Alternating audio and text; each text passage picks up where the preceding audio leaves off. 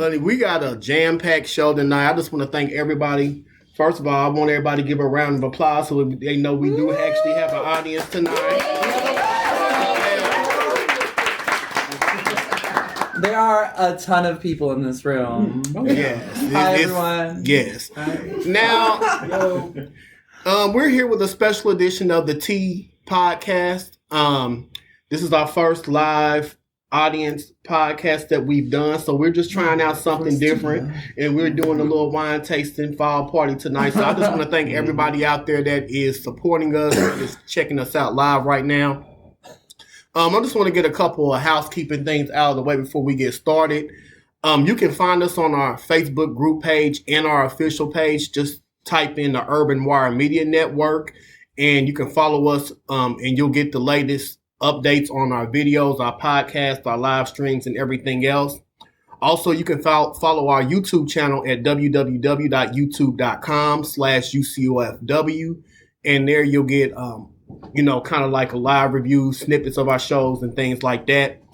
And also, check us out on our Blog Talk Radio page at www.blogtalkradio.com/UrbanWire Media Network.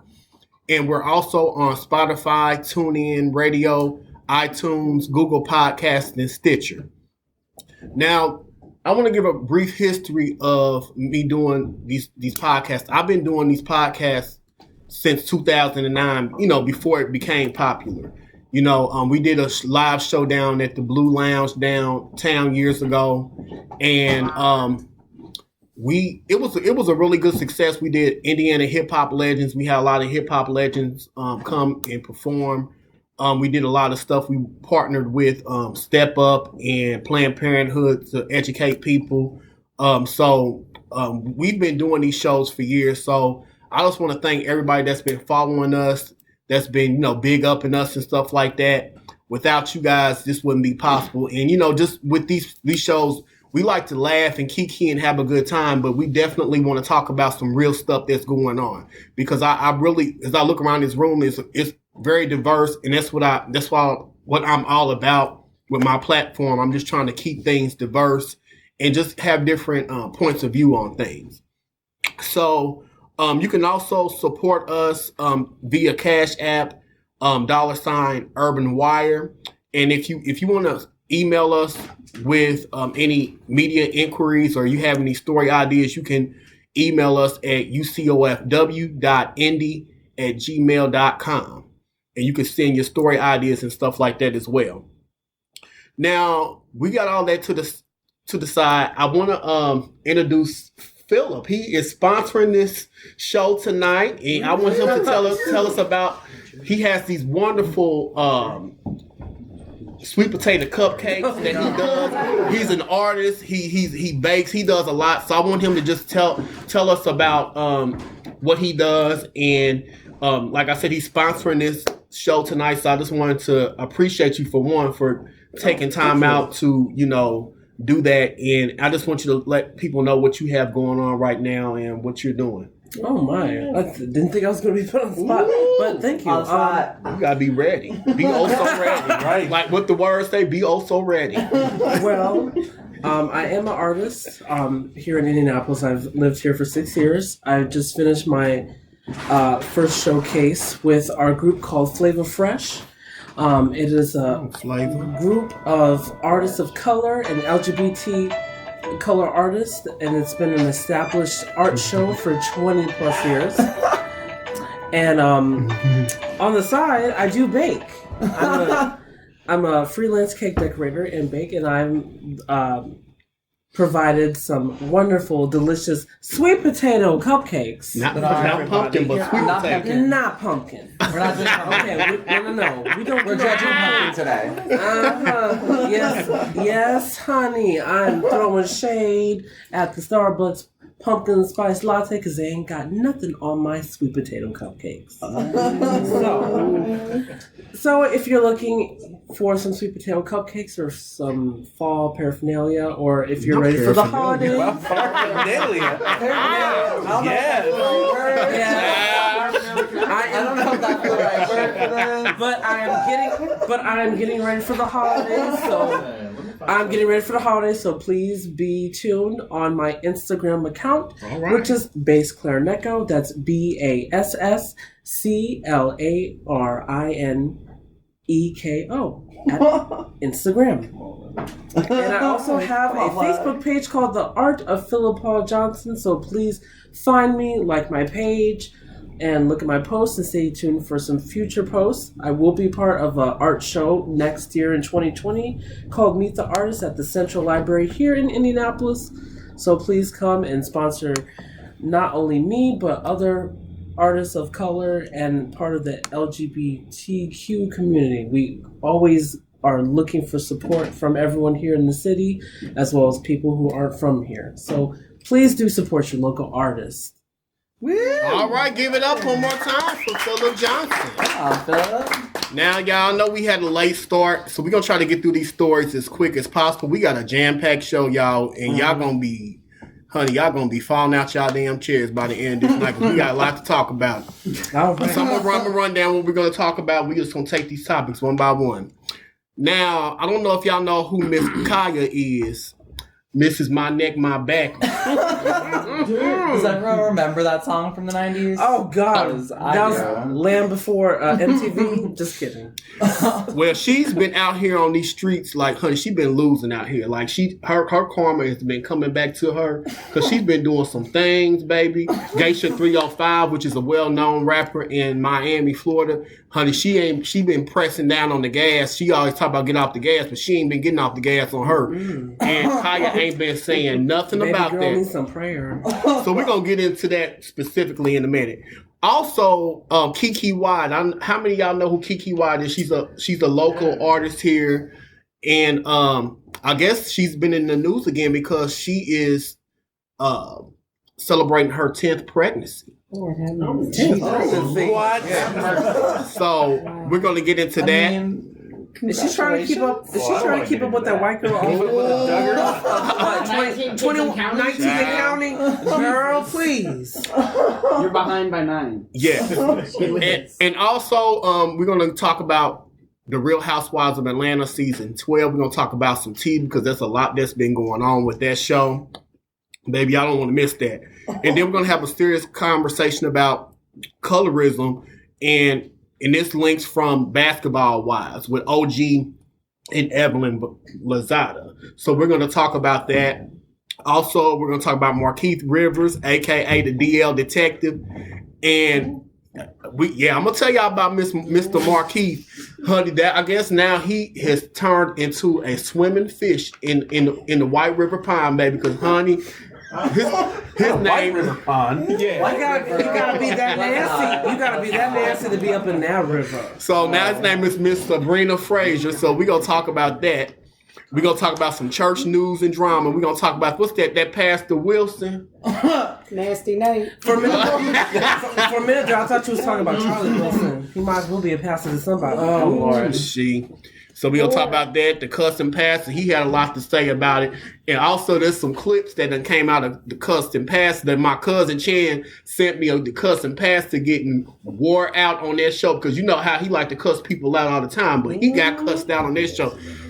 So also we're going to talk about Dominque Jackson. Now, those of you that don't know who she is, she plays on Pose. She is the Miss Electra. What's Electra Abundance. Yes. Not Abundance anymore. No, how's it been Electra? Oh, well, she was wishy-washy throughout season 2. Yeah. Come in. All right, we got some more wait, people never joining the party. You mean Wintour? Yes. Yeah. And we're going to talk about Gucci Mane and Keisha K. Orr's relationship, Kanye West Sunday services, because there's some tea that came out about Kanye West.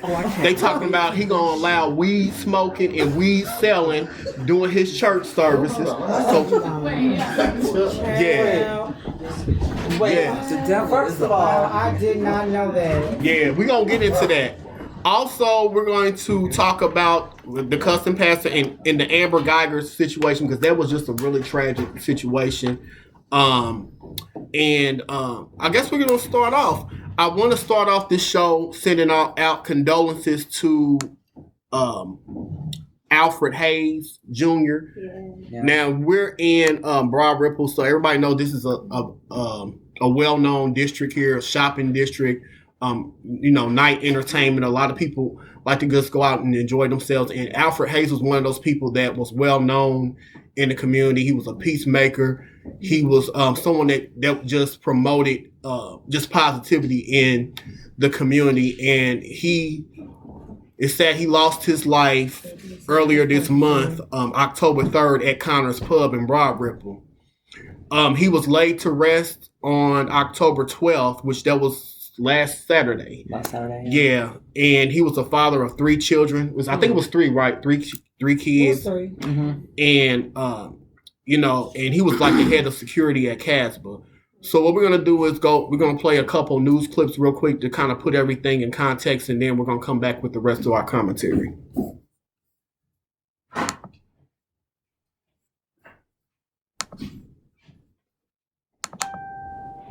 Now know the name of the man shot and killed in Broadripple. He's 36-year-old Alfred James Hayes Jr. Paramedics pronounced him dead just after 3:30 this morning. And News 8's Travis Robinson joins us live near Connor's Pub where the shooting occurred. Travis? Yeah, guys, Connor's Pub is open for business right now, just a little over 12 hours from when that shooting happened. The people I talked to around the area say that they don't think the shooting's going to affect business all that much. Early Thursday morning, police lights lit up Ferguson Street behind Connor's Pub after one man was found dead. A sight like this is something nearby businesses say they rarely see. It's an interesting crowd. I mean, you get all ages, young to old, and it's usually just pretty nice atmosphere. I go there with on Wednesdays during the hurling season. We go afterwards, and I go there from time to time for lunches. Many places around Connors aren't open in the early morning when the shooting happened, so many people didn't find out about what happened until they got into work a few hours later. It doesn't make me feel good. I feel very strongly for the family that has to deal with that. It's just too close that the Monon Trail is just right there, right. It just goes right along our businesses here. I just feel that with them being killed, that's just not good at all. It hits too close. Now, the shooting happened within a couple blocks from many Broadripple businesses, but many say they don't think it'll stop customers from coming in. I'll probably have people ask about it and stuff, but that's the type of thing that can happen anywhere in the city. It's not, localized to things that go on here, more or less. Even though police didn't capture any suspects immediately following the shooting, many people feel there's nothing to fear and that Broadripple is still a good place to be. It's been a good place to be. There has been a couple things happen last year with the shooting at a corner bar, but there's not been as much as bad crime, I would say, or anything of that nature around. This is the closest I think it is as far as inside Broadripple and the area that it's in. All right, we're back from that clip. Now, as we find out more, we'll be sure to keep you updated both on air and online at wishtv.com. But in the meantime, if you know anything that could help police, contact them or Crime Stoppers. I'm Travis Robinson, Wish TV, News 8. All right, this comes after, I don't know if you guys remember back in 2014, remember them shootings that happened down there when on Broadripple Avenue when I think it was 7 people that got shot. No. Yeah, so 7 people got shot down there, and this was on the 4th of July. So this is really not a good look for Broadripple right now because they have been under fire for years. A lot of people are feeling that this community is no longer safe. And it's just really sad that you have people that come out and they don't have any regards for life. They don't care about anybody else. My thing is, if you want to be miserable, stay at home.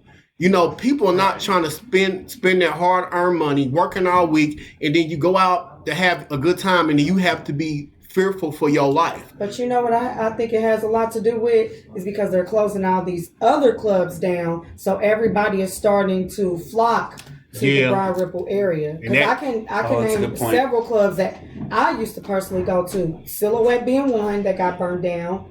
A couple other clubs. So these people are flocking to the Broadripple area. Not trying to stereotype nobody or put a label on nobody, but these are the bad people that are flocking to Broadripple, bringing the problem.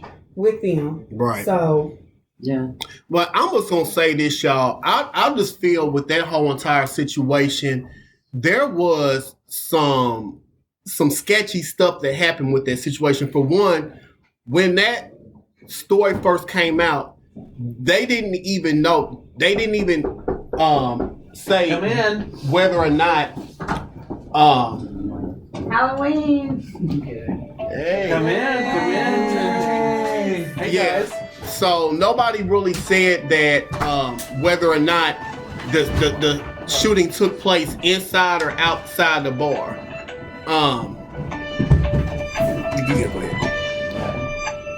Sorry about that. So it was a lot of sketchy stuff, and then the thing is, like, Connors never really came out and made a public statement about this. They should have. Yeah. So it was some things. I'm thinking there's probably some legal stuff that's going on, but I will say this, and I don't care who's listening.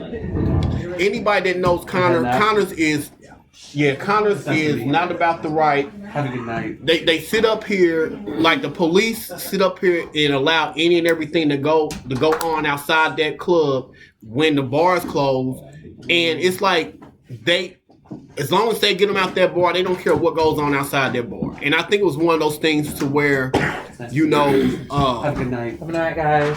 Good night. Good night. Bye. Yeah, so I just kind of think it's one of those things where, it's some stuff that's been swept under the rug. That's I think what was surprising to me. I'm like, all those officers that lined up in the middle of that street, this man just lost his life.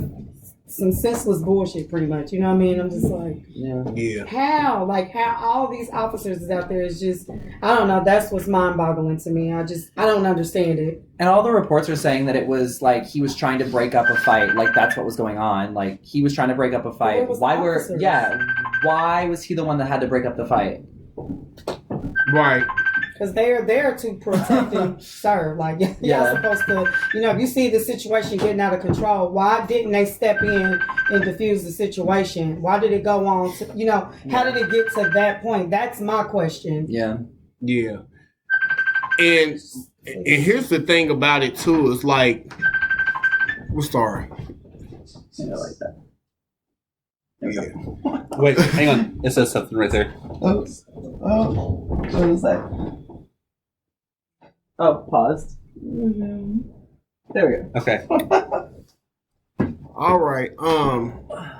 But yeah, I just kind of feel that it's just a lot of stuff, shady and underhanded stuff that's going on in Broadripple, and it's just I don't think that the police are really helping, because I see all the stuff that goes on down there, even though it's not as many people that are coming out to Broadripple anymore. But there's still a lot of stuff that's going on, and the police just stand by. I see them out there laughing. They instigate a lot of the stuff that's going on out there, and I just feel that Connors is like a perfect example of this. And I'm gonna tell you this: like, since that has happened, I've kind of driven around that bar like after 3 to see what's been going on out there. Honey, it's been quiet as a church mouse out there.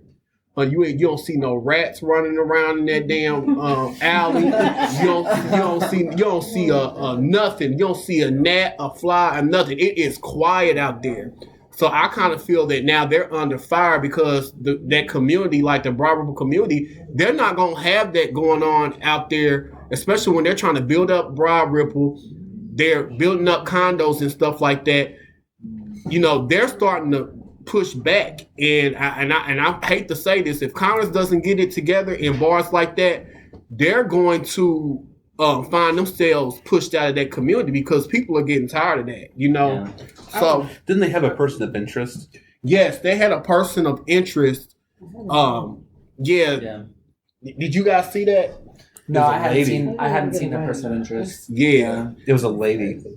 Yeah, they said that she wasn't the one that pulled the trigger, but she was with the guys that did it.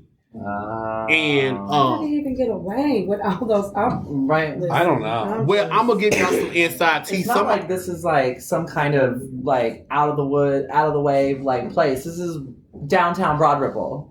This is like right in the middle of downtown Broadripple. I would like to They should have swarmed that suspect in like 2.5. It just, and I mean, 3 o'clock. It don't make no damn sense to me. It just, and 3 o'clock in the morning is like, I mean, it's late, but it's not that late. There's no way he should have got away. Period. Well, I think it has a lot to do more with the ineffectiveness of the IMPD than it does about Broadripple. Right. Because I'm on Nextdoor. That's what I'm saying. If anyone hasn't used the Nextdoor app, okay. So for all the people that live in a certain neighborhood that uses Nextdoor, especially in Butler, Tarkington, there's been so many complaints about robberies and questionable people, and multiple people have even went to the IMPD, especially when we had a community night 2 months ago where the IMPD was present. So I feel like it's not just in Broadripple, it's everywhere in Indianapolis. Now, maybe the IMPD is having issues of their own. I get that.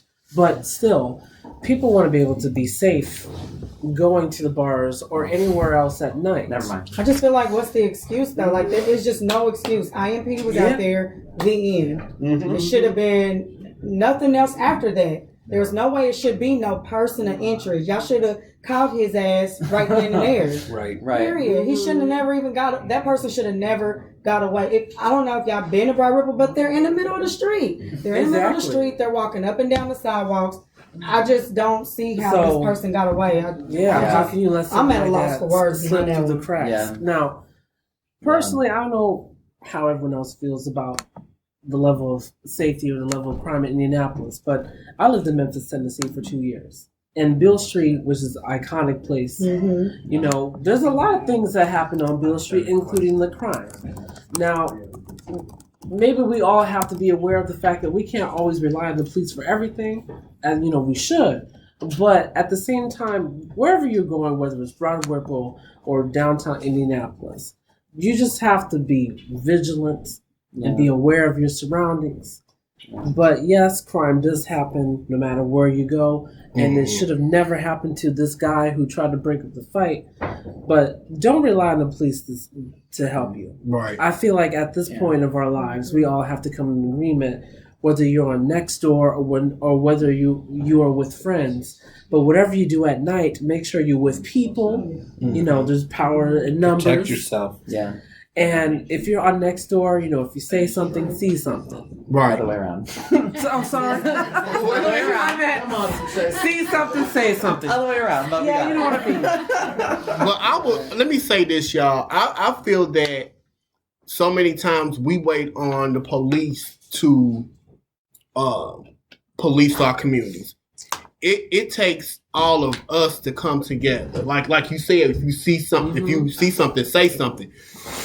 It's not our job. It's not their jobs to solely police our community. We have to take responsibility, you know. And I think so many times, like, you know, we sit around waiting on somebody to save us. No, we have the tools, you know, in our back pocket that we can use to, you know, make our communities better. And I kind of feel like we live in a culture too that, you know, everybody's afraid to be a snitch. You know what I'm saying?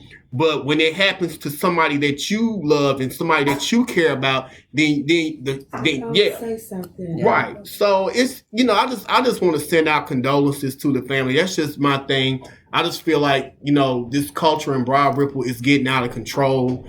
You know, it's not even about going out anymore. Like, the whole drug culture is taking over. And I ain't knocking nobody, you do what you do, but I think that these drugs have infiltrated these clubs, and these people are not thinking rationally. They're just doing any and everything. And I just think that it's time to get just to reclaim these streets. You know what I'm saying? So moving out ain't gonna do shit. Yeah. So if you love the neighborhood enough, you gotta fight for it. Right. Your first go-to. Right.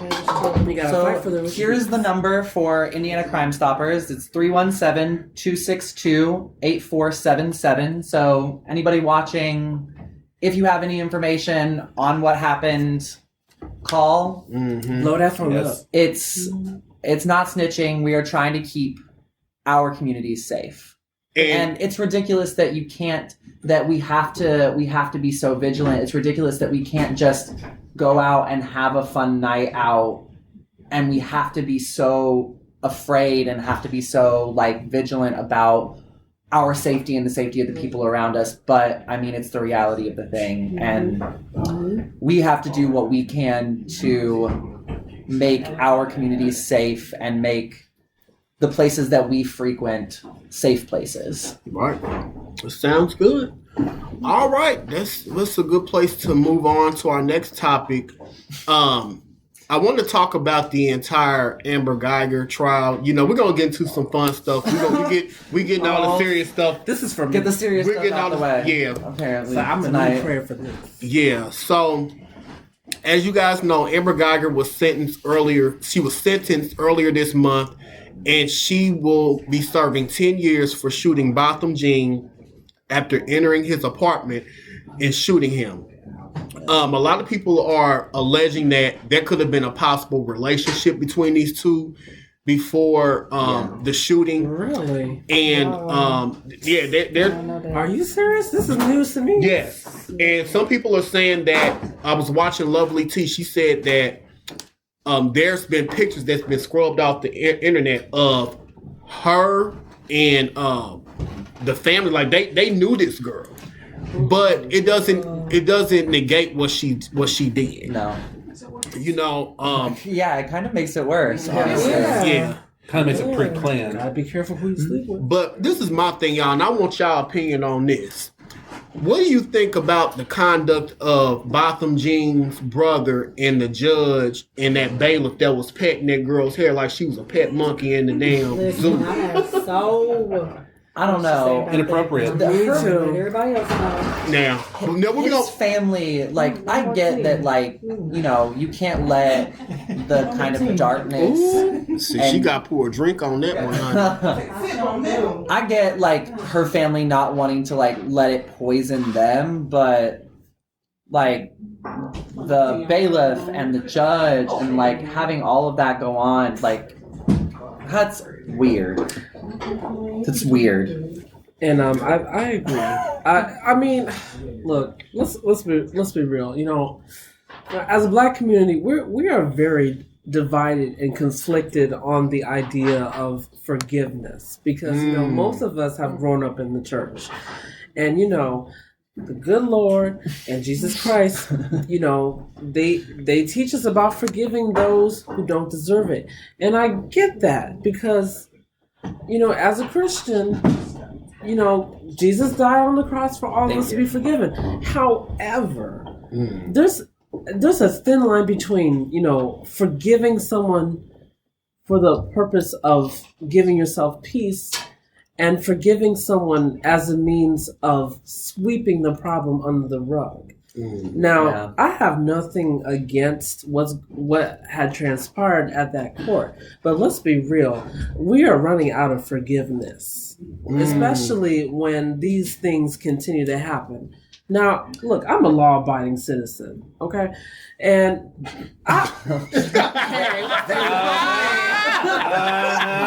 People snorting on the back over here in that gallery.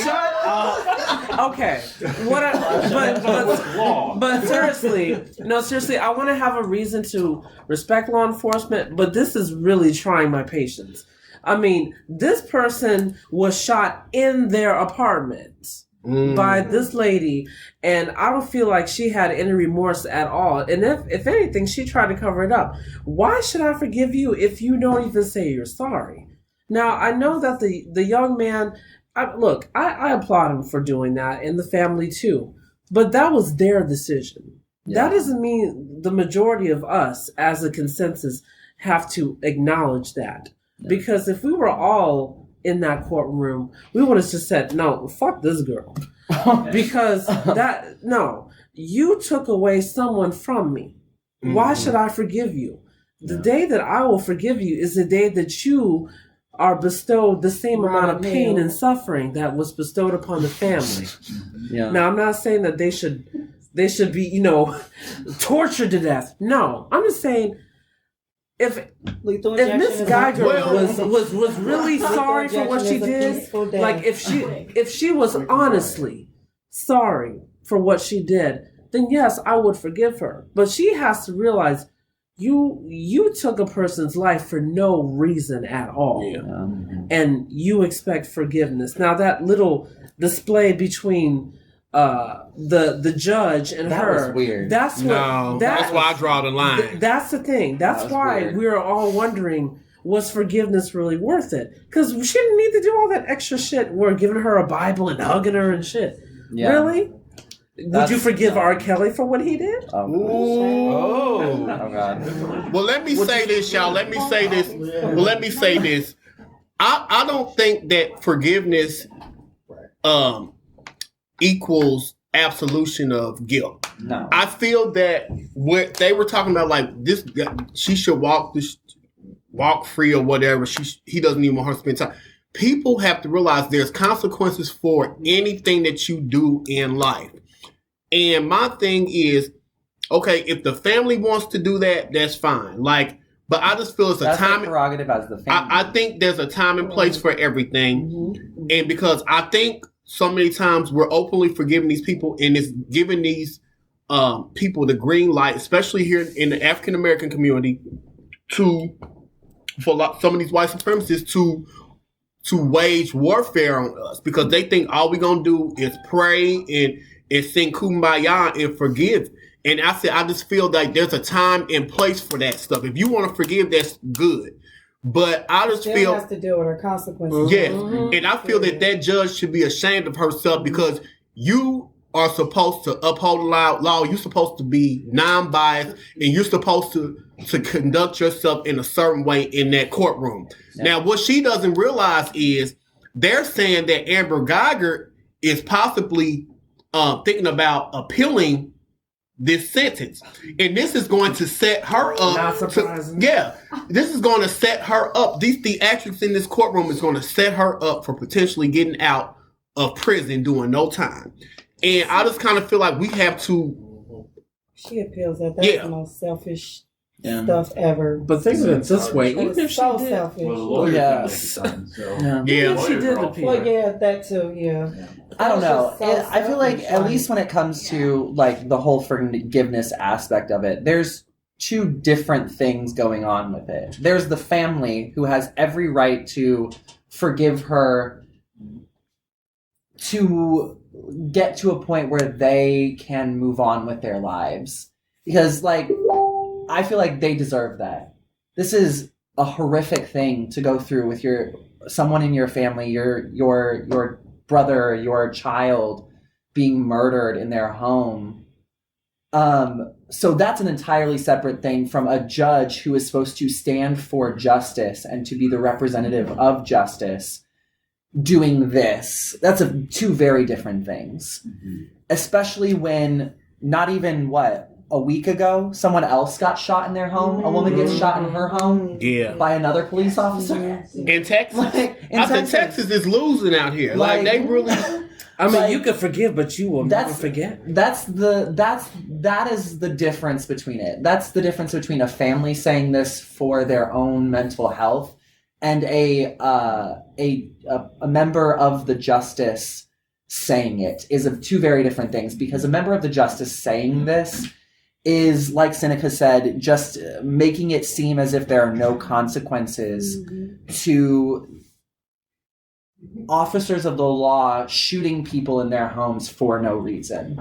Yeah. I mean, that's a ridiculous thing. I just feel like if she appeals it, to me, she was never sorry to begin with. Mm-hmm. I feel like if you're truly sorry, you're going to sit down and do your time. Yeah, that's a good. Yeah, that's right. But that's fine. Yeah. I mean, even if she doesn't serve, you still have to live with the fact that people are not going to forget what you did. Mm-hmm. And so you're going to deal with it either way. Whether you're in jail or when you're on the street. Regardless of what happened in Ferguson or what happened with Trayvon, the person who did the act still has to live with the fact that you did it. And unfortunately, I don't think that's necessarily a deterrent. That's the sad fact. It still happens, yes. That there is no guilt. And that's honestly the thing that makes me the most sad about these cases of people being shot in their homes and these racist attacks. Like, there's no guilt. You can look at these people and see the lack of guilt. Yeah. Let's put Rachel. Didn't he just make like a book or something? Yeah. He's been promoting it. Yeah, he's been promoting like touring around promoting the book. And see, that's my biggest fear with Amber Guyger, however you say her name. I feel like they're gonna try to create a story. She's gonna get paid for what she already has a story. And I just think it's so messed up to get paid behind something that happened so tragic, where you're not even looking at the family side of it, you know what I mean? They're gonna have to deal with this for the rest of their life, and she's gonna profit off of it. Yeah. And that's my biggest fear. You know what I mean? Like, it's just gonna give people an outlet to, say, not trying to do that. Exactly. And make it continue to be a thing, because if she can get away with it, if she's got like a book deal or a movie deal or whatever out of it, that's fine. But somebody about to go the Count of Monte Cristo on her ass. I mean, we can forgive you all you want. I can forgive you and still take your ass to court. Ooh, yeah. And that's very true. I think that's valid that you can forgive, because ultimately it's not for the other person, it's for yourself. Exactly. You know what I mean? Because if you hold on to that bitterness, at the end of the day, you're doing damage to yourself. Yeah. So that's definitely a thing that, because regardless, we don't know her mindset, we don't know the family's mindset, but at the end of the day, we know that forgiveness ultimately is for themselves, so they can move on with some type of closure, that regardless whether she never says sorry and is never sorry for it, they forgave her and she has to live with that. Right. So ultimately, she's never going to live with peace about it, because she knows what she did. She knows where her heart was with it. So she knows her actions, and she thought about that. That was premeditated. So it wasn't anything that was like, oh, my bad, and then I'm sorry because, oh my gosh, I really thought this was something that's going on. So it's just ultimately that, forgiveness is for yourself. It's not for the other person. So even if she don't have remorse, she's going to live with it subconscious anyway. You know what I mean? That she did it. So how do you feel about her if she possibly appeals it though? What does that say? Like, what is your? Can I be real? But how do you feel about that at that point if she appeals it? So to be real, I just feel like we're in a justice system that was never meant to protect and serve us. Okay. Ooh, that's deep. That's deep. So, learn your laws. Yeah. So go to school, be a lawyer. At the end of the day, it doesn't surprise me if that's the case. You know what I mean? Every once in a while, they'll be like, let's make an example just so we can keep some tension down. You know what I mean? So it's going to deter that. But at the end of the day, you always have to have an open eye, an open ear. You know what I mean? You have to be conscious of everything. I just think of it as that Edgar Allan Poe short story, The Telltale Heart. Whatever she got hidden underneath the floorboards is going to come up to bite her neck. Ooh, child. So as long as you're still living, it's never too late to say you're sorry. I don't know. I'm honestly afraid that, because I'm honestly afraid because to have things like that, to feel remorse, to kind of have that guilt, you have to care. And I'm afraid that in this case, in a number of cases that we've seen recently, they just don't care. And that's what honestly scares the hell out of me, is that these people don't care. They won't feel guilt. It won't eat at them. And that's honestly the scariest and saddest part of it is scary, but it's a reality for most of us. You're right. Exactly. Well, guys, I want to go to, because a lot of this stuff that you're saying, I don't know if you guys know who Judge Lynn Tylor is, but she was recently on Ricky Smiley's show. And Ricky Smiley's show. I like this interview because I wish Ricky Smiley would have just shut up and let her talk more, but she made some good points, and I just want to play this real quick. And also, before we move on, because we got a lot to talk about, y'all, I want to talk about the whole Joshua Brown aspect of it, because he was the witness that got killed. I'm going to go to these clips real quick, and then we're going to come back. I'm just going to play a few minutes of each, but this kind of like goes into what we've been talking about, because this is coming from a judge. Like, she's going to give it to you from a non-biased point of view, like from the court of law point point of view. So I'm going to go to this real quick, and I'm going to come back with the rest of my commentary. Do you think the judge that was sitting on the bench behavior towards Amber Guyger in the whole Dallas police shooting situation was appropriate? And then give me the legal side of what you think. Let's just say if you was on the Texas State Bar Association, and give me the personal side and how you feel about that whole situation, because you know it was an uproar. Right. Oh, absolutely. I think what she did was grossly inappropriate. Oh my God! Wait a minute. See, I'm not crazy. I'm not crazy, Brett. I think everybody agrees that was just unusual. But there are a lot of levels to the things that she did wrong. First of all, she did not. Although I did not see the entire sentencing, you need to focus on why she's going to jail. She made a lot of mistakes. She was, the decision to fire was made recklessly. She didn't look around in her surroundings. She didn't pay attention. She already had some kind of racial animus. So she had all these things that she did wrong. That's what you focus on. You go into prison for this, not, I'm so sorry you made a mistake. That's number one. Number two, you can't, not only are judges not allowed to do improper things, you have to avoid the appearance of impropriety. Amen. Yes. And if she's not in the habit of hugging murderers, then she shouldn't have hugged this one, because the only reason she hugged her because she was a police officer. That's number two, and that's what people come away with. And then what you do when you do that is you get divisive in the community because you upset people. You have to know how the optics look. The third problem that she had is she shouldn't have given her a Bible. What are you going to do with the atheist killers? You know what I mean? You can't proselytize from the bench. You just can't do it. Your beliefs are your beliefs. Right. But the separation of church and state is a very serious thing. And you can't just, I'm going to forgive you, God's going to forgive you, I'm going to give you a Bible.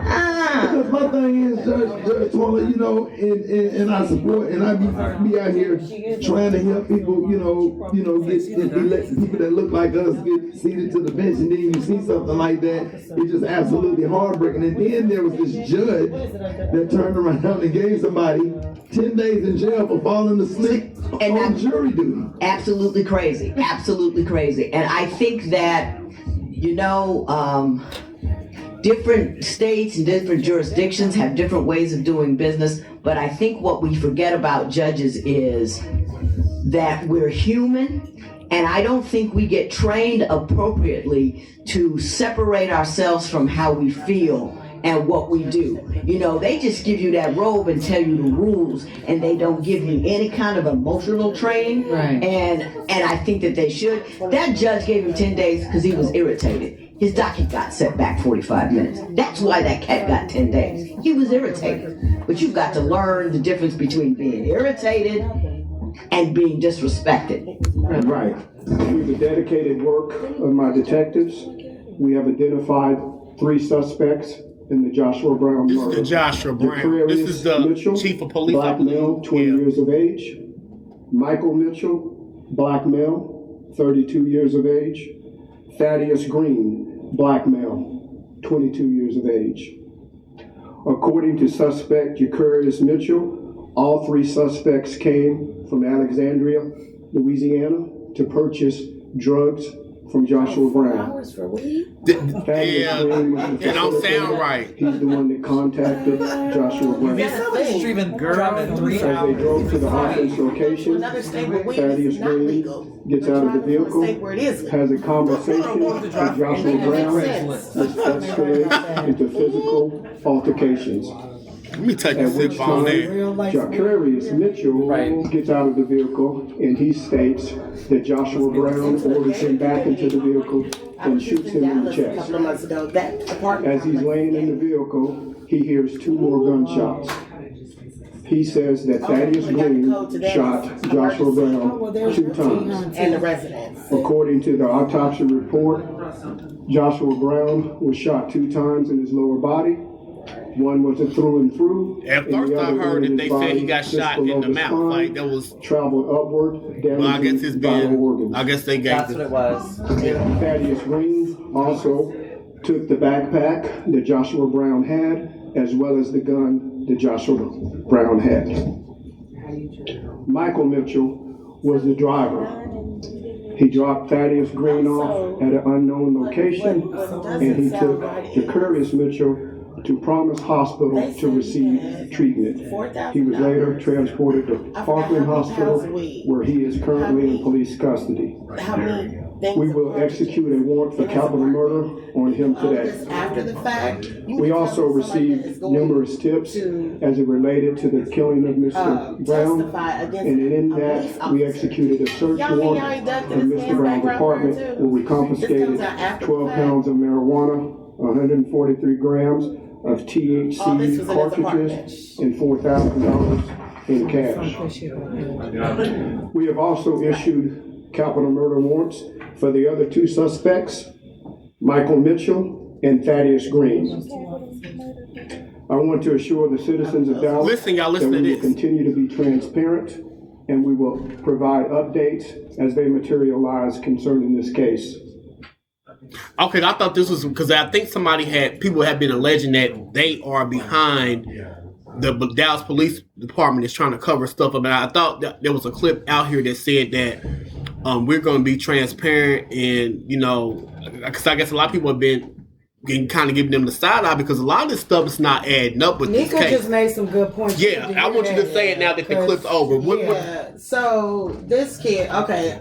It was just funny that they found out all of this stuff after the fact. He had $4,000. I forgot how many pounds of marijuana, all those THC cartridges. He had all this stuff in his apartment.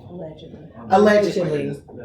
But this comes out after the fact. So you mean to tell me that a man that is getting ready to testify against Dallas PD, he's got all this stuff in his apartment, and y'all don't say, you mean to tell me they ain't dug through this man's background, they ain't scrubbed his background clean, they ain't tried to find every little nook and cranny of this man's background, and then after the fact, this is what pops up in his apartment? You made another valid point about the gated. Oh, it's a gated community. So I was in Dallas about a couple of months ago, and we went to this live music set. And so my friend was like, hey, you want to see where the apartment complex is? Because it wasn't far. And it's a gated community.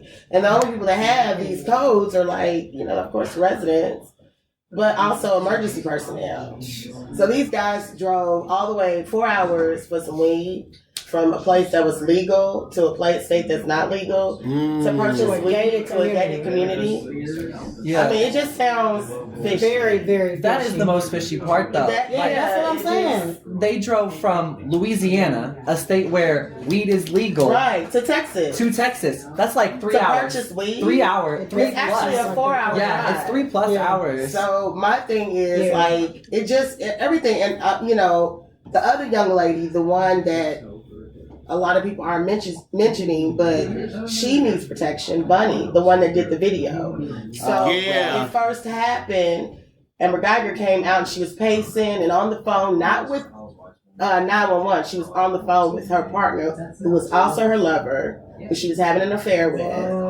Yeah, the one that said on the phone and testified and lied on the stand. Nobody is saying anything about this police officer that lied on the stand, admitted to destroying evidence, admitted to concocting a lie, and he's back on the streets. Wow. Nobody's mentioning that. And I think sometimes we, as a community, get kind of deferred. I feel like we're focusing on the wrong things. A lot of stuff that's out here that's going on, we're not focusing on. This man is still a cop. He's still on the street. He admittedly lied. And then the FOP, that's a whole, the Fraternal Order of Police, the people that's a good old boys club. Yeah, that's a whole different story. Deep down the rabbit hole. They try to concoct a story on tape. Y'all, I mean, it's the whole thing is crazy. And then we're not even talking about Tatiana. Tatiana Jefferson. I listened to, I sat there and watched that whole town hall meeting, and it was crazy. And the whole time the mayor, they sit up there and they were on their cell phones. Ooh. They wasn't paying attention, and they had all these people. If you could find that there was different clips, but there was a woman. I mean, it was people from all walks of life.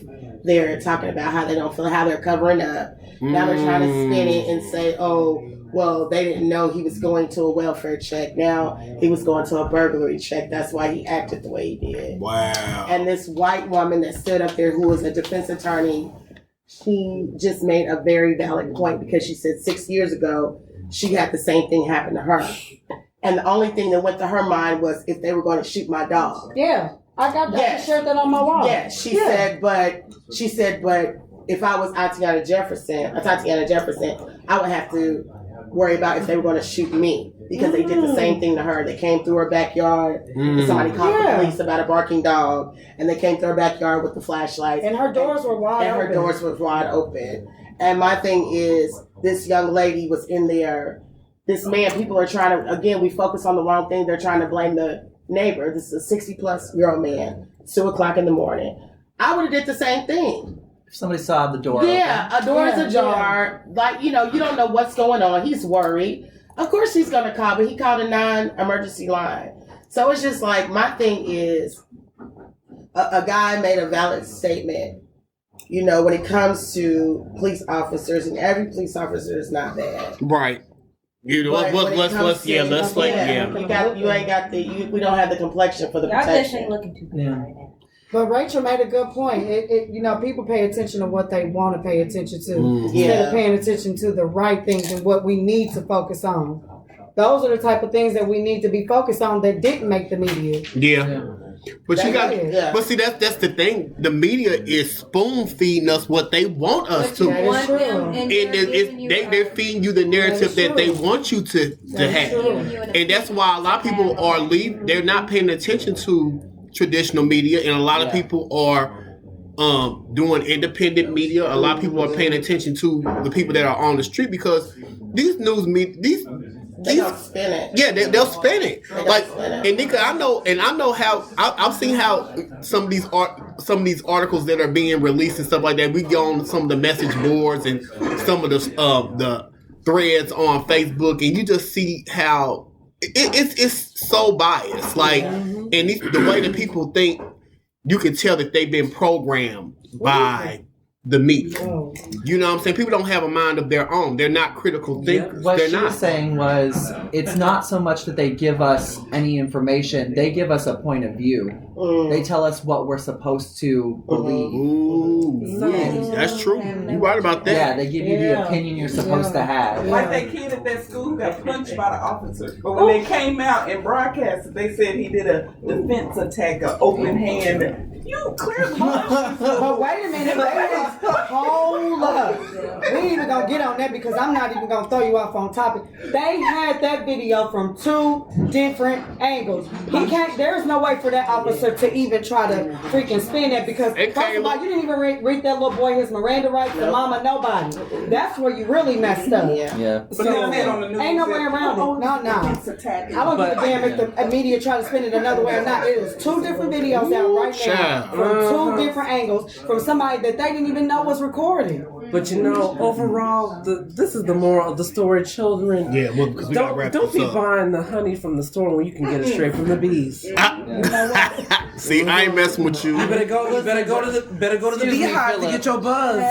Phillip.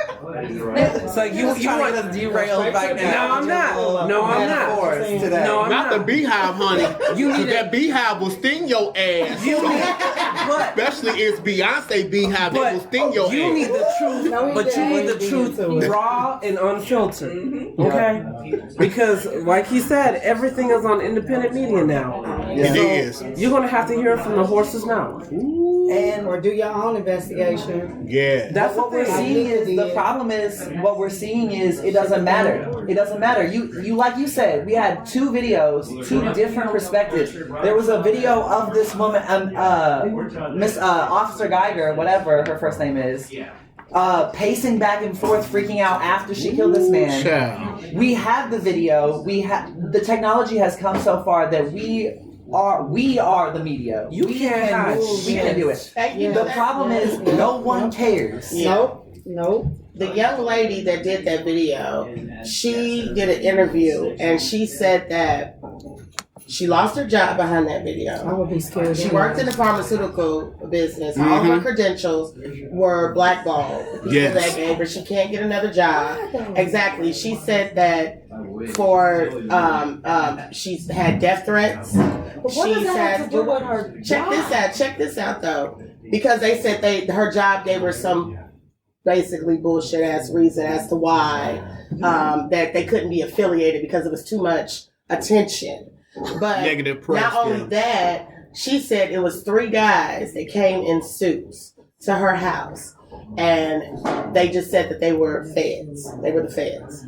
They never gave what branch they were from. Never said they were Homeland Security. Never said they were FBI. They just said they were the feds. They didn't offer up a card, anything. She said one guy gave his first name.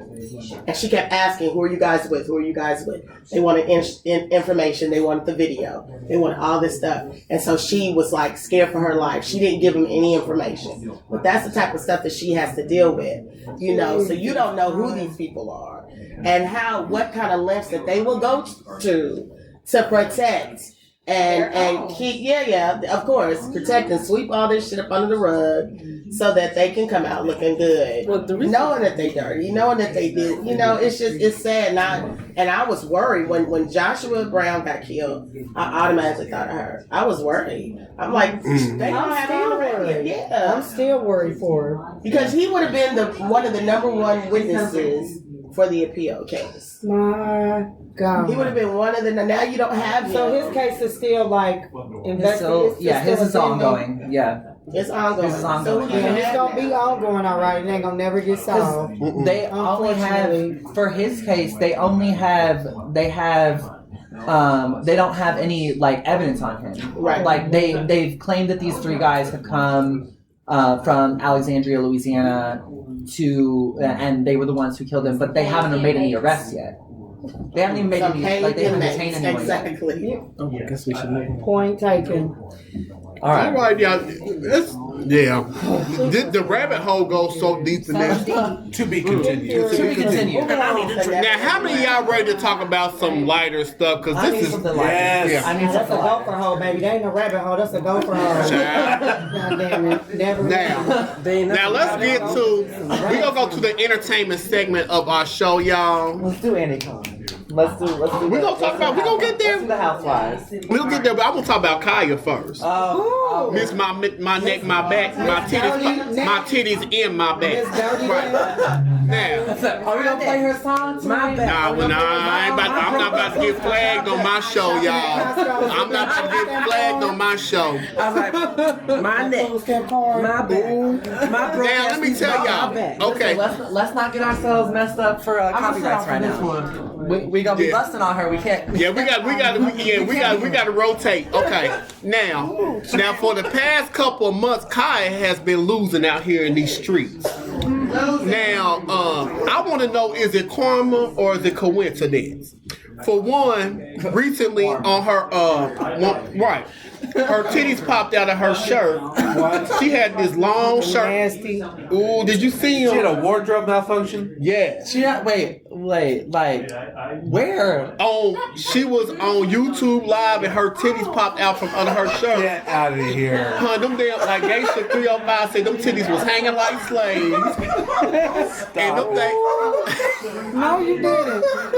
Did you see that video on Facebook Live? I did. On her own Facebook Live? Yes. Them was some struggle titties. Them was some struggle titties. They were. You're the one who started this live video. You know you're going to be recorded. And you don't think, hey, maybe I should change my shirt. She ain't had no bra on. Oh my God. But she on that show roasting and gagging every damn body. Now, not only that following week or 2 weeks after that, her phone line got disconnected on the show while she was live. And then she tried to play it off. Her phone got cut off? Yes. She said, my phone got disconnected. My phone got disconnected. I thought daughter was due on the 20th. Oh, that's embarrassing. She admitted it? Yeah, she is struggling. That goes to show you when she did T.S. Madison the way she did, now she's struggling in these streets because they was getting coins, they was getting bags, and now she can't even keep her damn phone line. But it's just like you said, T.S. Madison brought it on herself too, because you knew that girl was messy long before you brought her on to that show. Yeah. I don't know if you was trying to bring her on for right hands, because and a lot of people you knew were she telling was her gonna be the alleged person to, throw everything out there, but you brought it on yourself too. So She always has that little sign, allegedly. Yeah. Alleged. They said that. And don't get me wrong, I love me some T.S. Madison, but you was wrong, sis. Because people was telling you, like, when Khia came on there, this girl's been problematic for the community. Like, she said some homophobic stuff, and she still says it, but she always uses us just like so many people use the gay community. Y'all use them for clicks and views and to get a bag, but then y'all want to just throw them under the bus. So which way is it going to be? Like, are you going to be against them or are you going to be for them? That's the same way in the church. They use the gays. They use them to bring people to their ministries, to get their choirs together, but then you want to talk shit about them. So I need to know which side of the fence you on. So not only did her phone get disconnected, but word on the street is that promo van that she been driving, man, we don't know if it got towed or repossessed. But I'm thinking it probably got towed. Yeah, because I'm thinking there's a picture of it on the like a flatbed truck. Like not even like a tow truck. Like this was like a flatbed truck. That damn ice cream damn truck. What? That's a damn shame. Like that got repossessed. That was not towed. That was a repossession. But let me tell y'all something. That's a woman on YouTube called Geisha 305. And Geisha 305 is from Miami, Florida. Now y'all know that Khia claims that she's from Tampa. But Geisha put her on blast and said, girl, you around here claiming that you from Tampa and you from Miami, but you from Philadelphia. And she put out 2 diss tracks on her back in 2017, and Khia ain't said one peep. Now, that's why I say Khia picks and chooses who she wants to go after. Now, I want to play these 2 clips of Geisha 305 roasting her. And y'all about to fall on this floor because Geisha was just spitting them true facts. So I'm going to go to these clips and I'm going to come back to the rest of my commentary. But now with the schooler, I can do them now. You don't want to make that Y'all know Geisha 305 ain't funny. Y'all don't want to see them tired ass videos. That whole love my pussy so much she dressing up like me. With them tired ass jokes, that whole so we can fuck it out. She got the hell or push a button and have a bitch like it's a sitcom to down in the background. Cause ain't nobody looking at that shit. You weak ass retarded. I'm not responding to you, motherfucker.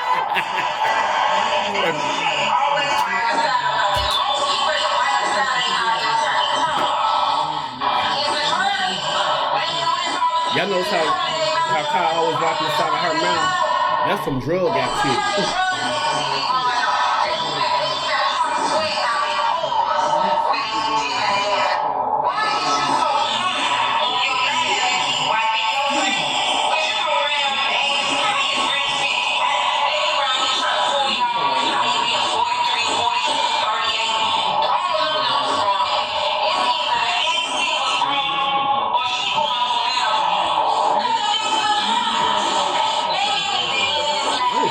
This video, she showed her she would be wiping her face like she hide all the time and wiping the corner of her mouth like she a cokehead.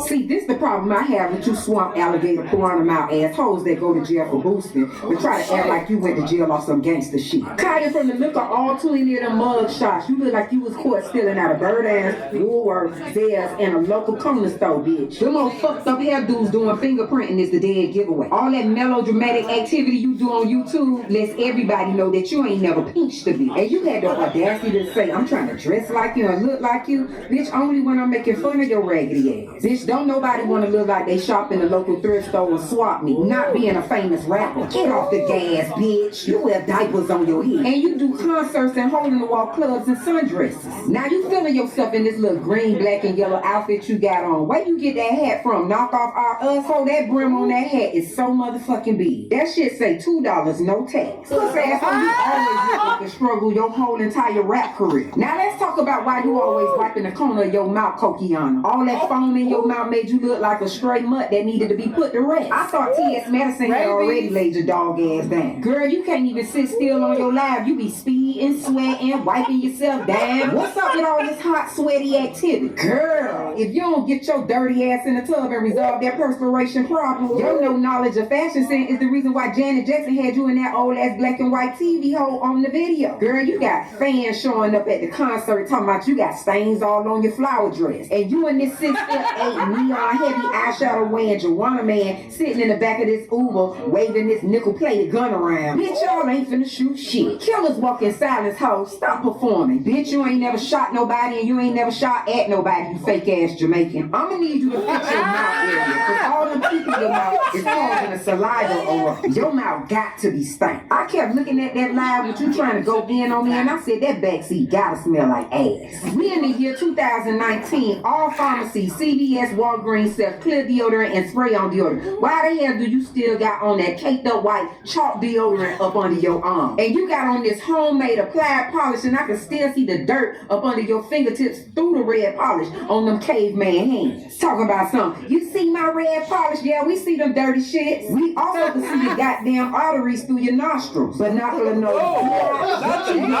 Opened up an umbrella in your mouth. 1,001 teeth is preventing your lips from touching. I'll be mad too if I gotta ride an old ice cream truck just to get around. Now let's get back to this outfit. That shit you got on look like it came from Swamps and Swap Me out the kids. Every time you wipe yourself in that backseat, you let everybody know that you smell like a sour pickle, a red hot sausage, and pickled eggs all in one jar. And you got the nerve to be calling people sour puss. Well, we gonna call you sweaty puss. Bitch, if you ever flop your funky ass down by somebody, they gonna be like, what is this?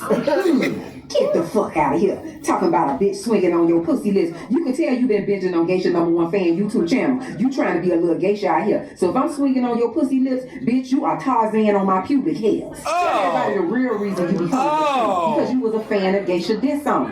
You want to be a little geisha. Bitch, you been imitating me since MySpace days. You even say puss ass hoe cause of me. That's that Dade County shit. Ho, you ain't from Dade. Bitch, you do one video with Trick Daddy and your delusional ass think you was born in Miami. Talking about us Florida people off the chain. Bitch, you from Philly. You concrete construction site built ass bitch. Girl, you look like a dedicated member of Michael Arts and Craft because everything you wear look like you made. Your head be wrapped with curtains, tablecloth, jeans, grandchildren clothing, stockings, bed sheets, quilts. Let you tell it I'm retarded. No, bitch, I'm Aki with it. I can hit you with these flames every day. I don't get tired. Could you please call the coroner? Geisha is murking the whole gag nation. You and them black ass guns need to sit down somewhere. But you is the president of the Black and Mild Committee. Chicago,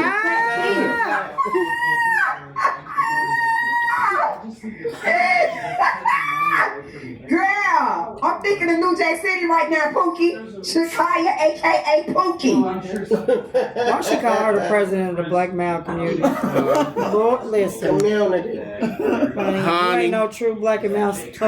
But honey, with all all seriousness, Khia's been linked up with this guy by the name of Jason Roger Pope. And Jason Roger Pope is a promoter out of South Carolina. He's a white promoter. And remember you sent me them pictures on Facebook? I did. That profile. Now the rabbit hole runs deep in that because they said that people are kind of linking her to this guy, and because he's been alleged to sleep with over 600 black women and infected them with HIV. Stop. So currently he was arrested at the end of September, but this is like something that's unrelated. They're saying that he is involved in sex trafficking. Wow. Now I can believe it. Now Khia gets on her videos, she roasts, she gags, she talks about everybody, but you are in cahoots with somebody like this. You see what I'm saying? And my thing is like, girl, you like I wish y'all could have seen them pictures. If I could show y'all these pictures. I'm about to show them, honey. Yeah. We'll post them. We'll link that shit. Yeah, so they said he did not disclose his status, and like a lot of these girls are underage that he infected. Wow. So,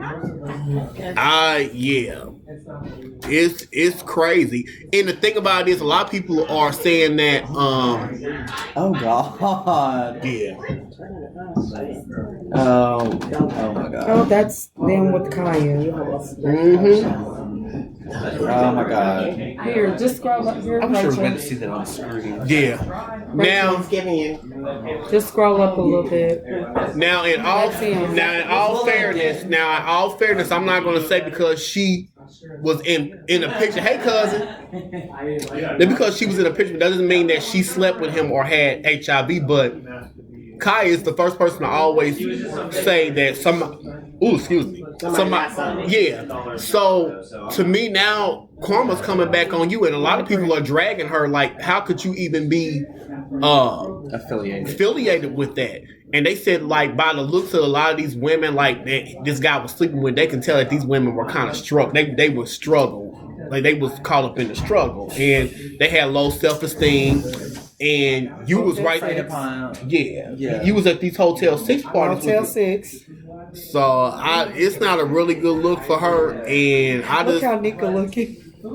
Nika looking disgusting.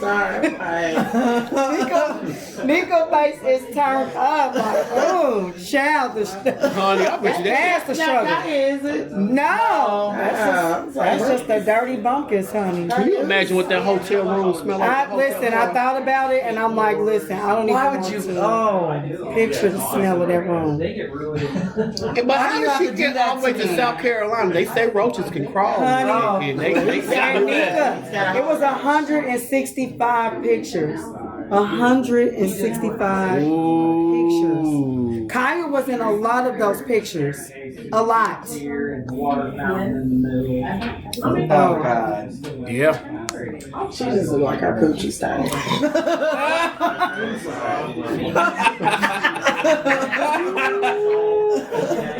So I'm interested in seeing what happens with that. She just look like she stinks. She do. But I said she got the most to say about every. That's why I had to block her show. I'm sorry, but when you were sending me them, I just couldn't look at them no more because the way she talks down on people and the way she uses the word allegedly, like you don't even got no. You don't need exactly. You don't need. It's just a way for her to bypass her own lies. You know what I mean? Right. Her trying to believe her own truth. So she doesn't. And the way she talks about people is just disgusting. And then, here you are in these pictures, 165. Yeah. With this dirty ass dude, with these dirty ass people. Right. That's been infected black women. And word on the streets, this guy, I know he had to have help from other black women. They said there was some black women black people that have been assisting him in doing this.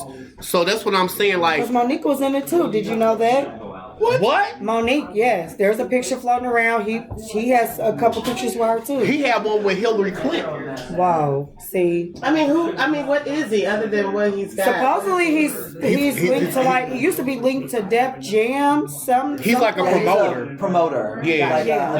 Promoter. So I don't know. Kaya may be trying to be in pictures with him to push her music, like her musical acts dirty dick music. What? Like clubs and events. Like he would like link them up and do that kind of stuff. So, I mean, Monique's like, you know, like not just music, but also like all kinds of events. Like Monique would be, apparently Motel 6 parties, but or it could have been too that Kaya just kind of like linked herself to him just to be like, oh well, I was with one of these promoters, like she did the Janet Jackson video. Yeah. You know, because she always trying to throw that out there. Oh, I was in Janet Jackson video, or I was linked to. But Janet Jackson put her in that black and white TV exactly. though. It's just her trying. It's almost like her trying to just have a reason to link herself. So excited. Is that what it was? So excited. I think so. Okay. Yeah. I don't think I've seen that video. I thought it was the Busta Rhymes. Was she in that? What was that old Cassie 1980 video where she had that song on that that public access television show? Public access. Janet Jackson or Khia? No, it was Khia. Why you say public access? Keyboard in the background. Y'all didn't see it? No, it was like recent. Send us the video. We're gonna link it. Send us the video. We're gonna link this. Yeah. We are gonna. She did some song. She was singing. Like singing? She was singing. It was a public access television show. But the beat was so 80s. It was so. Oh my. Yeah, so that's the tea on Miss Khia, but I mean, my thing is like she did all this, and just to show you what kind of character she has. Like she was sitting up here talking about Trina's mama. Like you still going in on Trina's mother? She just died, right? And you still going in on her. So I guess Bobby Light, her cousin that's on Love and Hip Hop Miami, went in on her, and as always.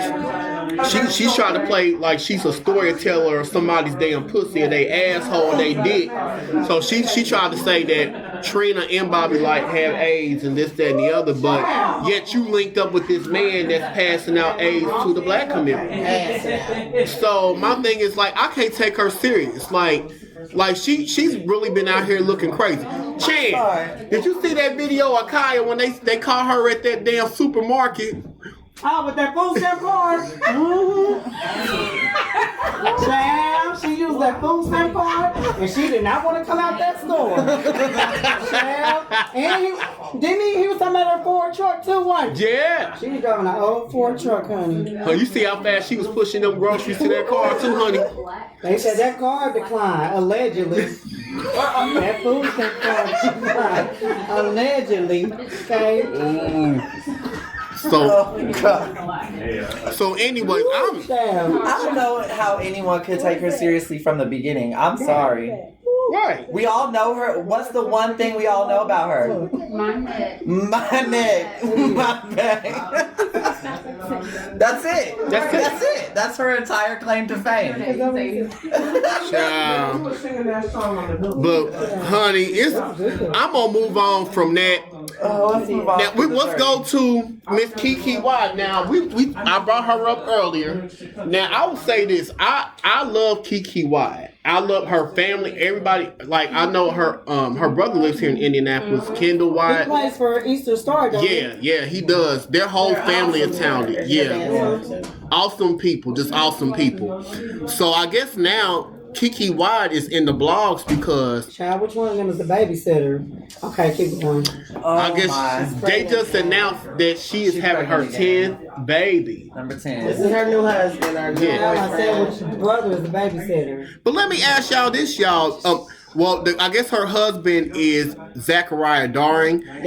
Darring. Yes. And are they married? Yes, they're married. No, they're not married, are they? No. But they are going to be She's married. still going through that divorce, ain't she? Is Zachariah from here? I don't know. But isn't she still going through the divorce with that other guy? I'm not sure.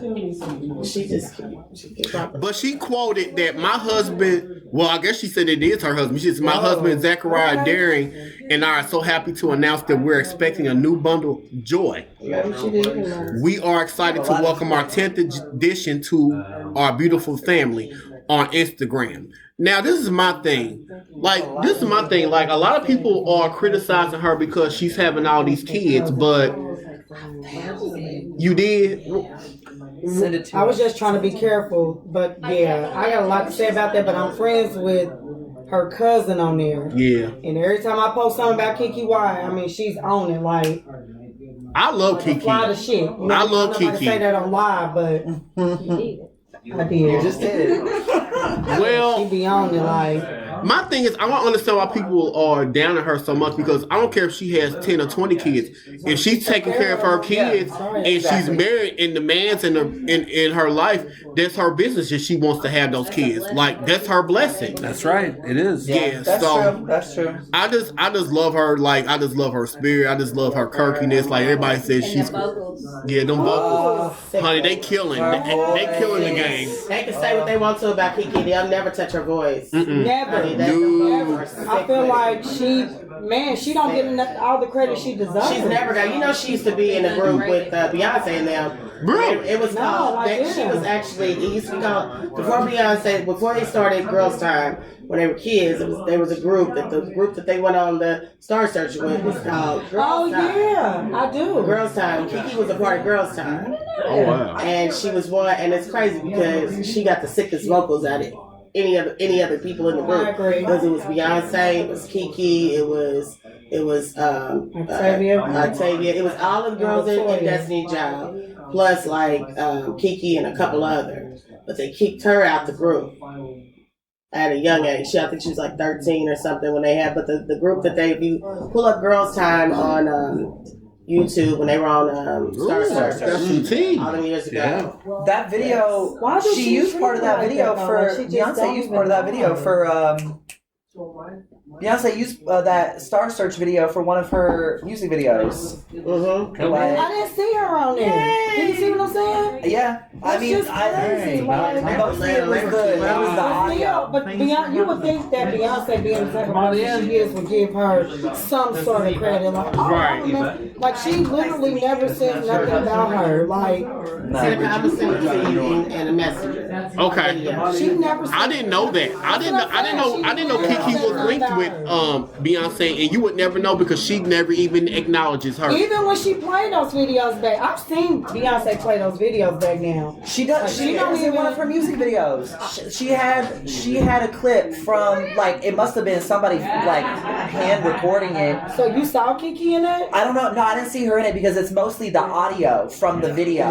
Like they show like a snippet of the video, but the audio is overlaid over that music video. Like it's in one of the. I don't remember which music video it is, but KeKe has a very distinctive voice. So, but here's my thing: like if she as strong as she is today, I could just imagine what she was back then. She had to be like a powerhouse. Well, cause this is my thing. Like with Beyonce's influence, why couldn't you help that child out? Yeah. Well, I'm just saying. I mean, not so. I think she recognized she was a friend. Yeah. I believe she sang any of them girls under the table. But the daddy was a manager, right? Okay, y'all. Let's watch the bashing of Beyonce. Let's not get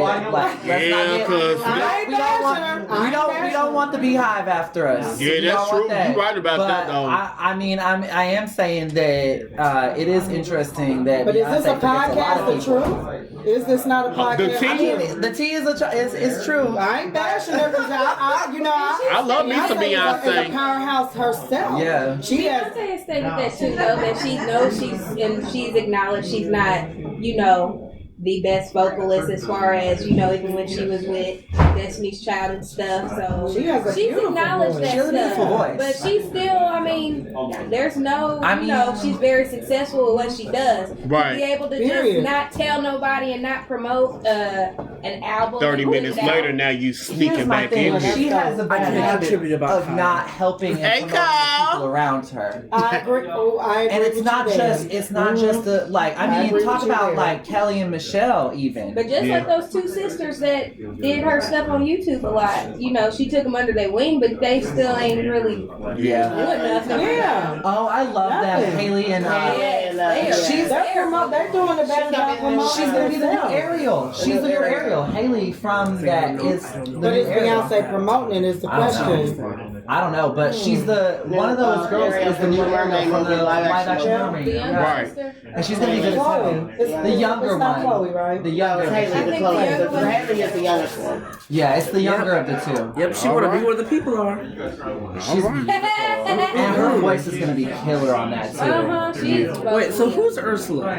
Is it still Queen Latifah? No, Queen Latifah is for the one on ABC. They're doing the Little Mermaid musical. They, how they do those like musicals, like they did The Wiz, they did Grease. Yeah, that's the one that Queen Latifah is going to be in. I don't remember who. I think it was. Yeah, I don't. That would have been a good Ursula. She would have been a great Ursula. She's got that powerful, demanding. Yeah. Maybe you should have put Khia as Ursula. I was going to say Big Frida, but.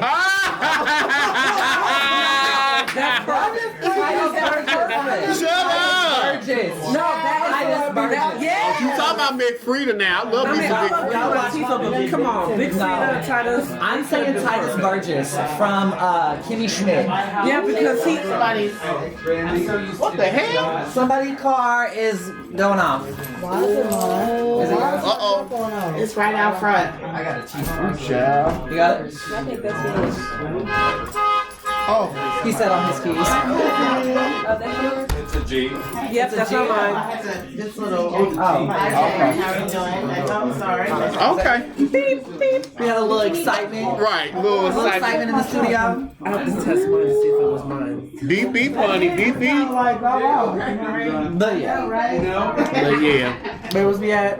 All right. We had a little excitement We were in the talking studio. about Ursula, but I'm not sure what the topic is now. Well, I guess the new topic is going to be Real Housewives of Atlanta season 12. But I don't know if my cousin tipping out. No, I'm just checking my trunk. Okay. Well, we'll get to that in a minute. We'll come back to that. The next thing I want to talk about, because I know we know about Miss Dominique Jackson from Pose, so we'll just jump to that. The Gospel According to Electra. Yeah. We love her. Dominique Jackson just recently came to do a keynote address at the University of Louisville. Okay. Louisville. Yeah. Yeah, 2 weeks ago she came, and those of you who don't know who she is, she's Miss Electra on the groundbreaking series called Pose. And she recently came to the University of Louisville to give an address about diversity, inclusion, and respecting each other as human beings. And I'm going to go play a clip of her really quick because I think she made a good point about the issue of particularly like trans women, but like I guess this could apply to people that are gay, like about how dealing with family that doesn't accept it. Hey, how you doing? All right, good seeing you. I really want to go to this clip really quick of Miss Dominique Jackson from Pose, and we're gonna get back to the Real Housewives of Atlanta.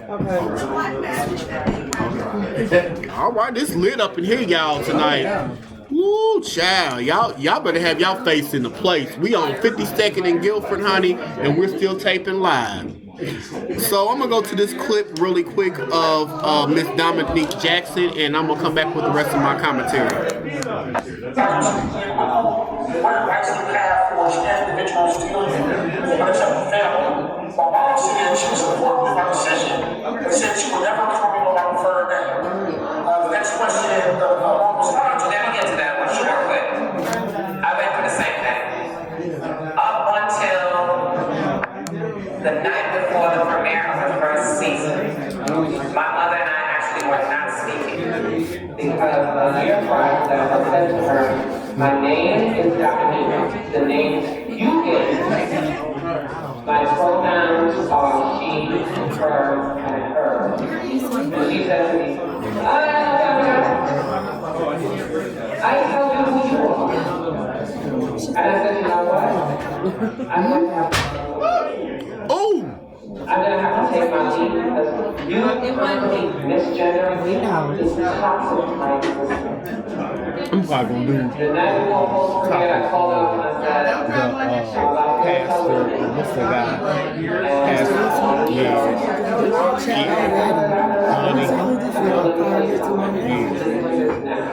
I'm gonna probably do that and then do like do one more 2 times on the post show.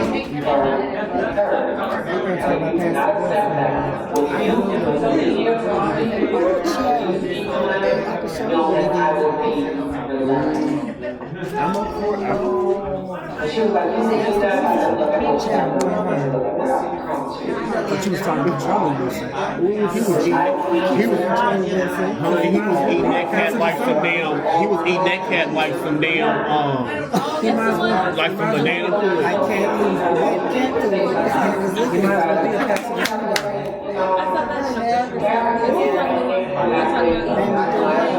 Pastor David Wilson. I'm gonna edit this anyways, y'all. It's like Google. You know me too much. Oh, is it an X-Men?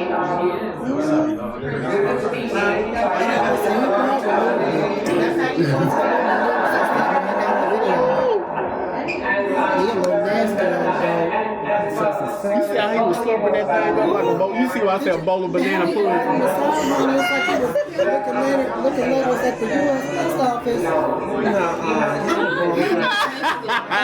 Honey, he'll be a good letter licker.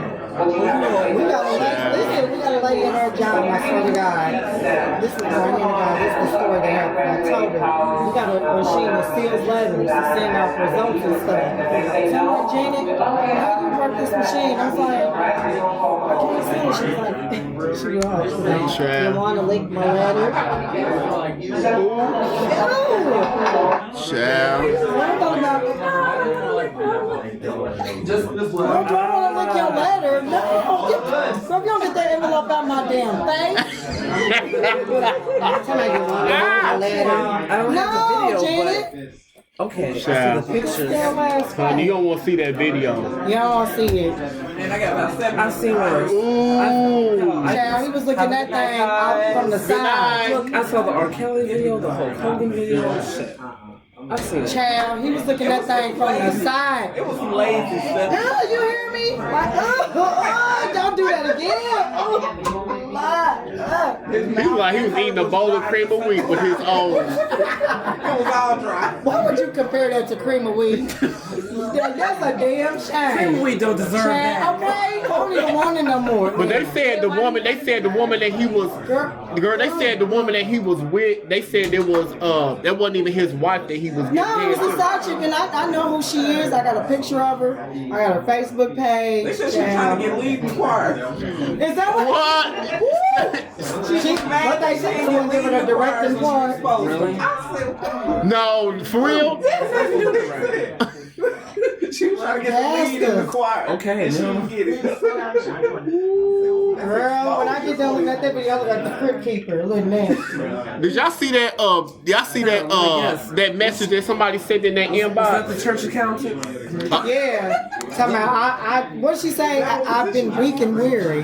Wait a minute, I'm gonna pull it up. I got it. Was that one of the ushers? Child. Look, cousin. They said, "Good morning, Pastor.